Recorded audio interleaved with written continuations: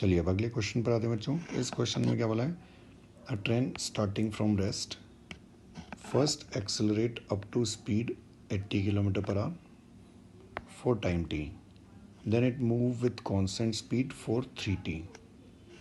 पहले ये क्या है, 80 किलोमीटर पर आवर से स्टार्टिंग फ्रॉम रेस्ट, इसका अगर मैं डायग्राम बनाऊँ तो क्या है, स्टार्टिंग फ्रॉम रेस्ट ये टी टाइम तक कितने से एक्सेलरेट होती है, 80 किलोमीटर पर आवर से।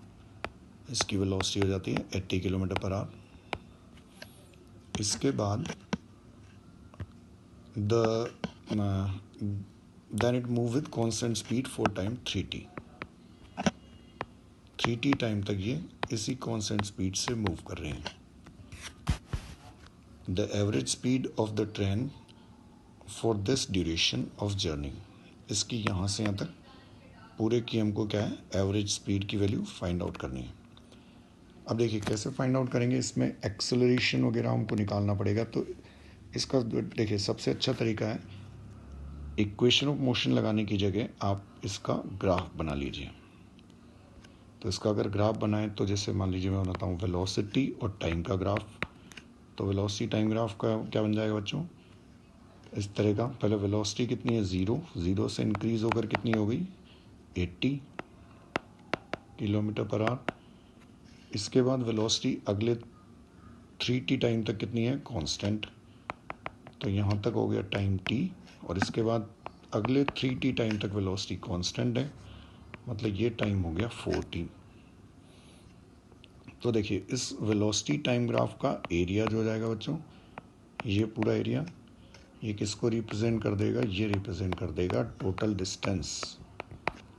तो टोटल इसका एरिया अगर हम फाइंड आउट करें तो क्या हो जाएगा, हाफ बेस, तो यहाँ से यहाँ तक ट्राइंगल का एरिया t इंटू हाइट कितनी हो गई 80, ये वाली हाइट 80, तो ट्राइंगल का एरिया प्लस ये जो हो गया एक रेक्टेंगल, इस रेक्टेंगल का एरिया, ये वाला रेक्टेंगल।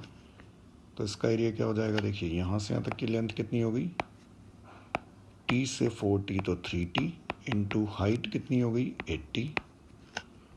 तो देखिए ये तो कैंसिल हो जाएगा 40, तो 40t बचा हमारे पास कितना, 40t प्लस 240t मतलब 280t।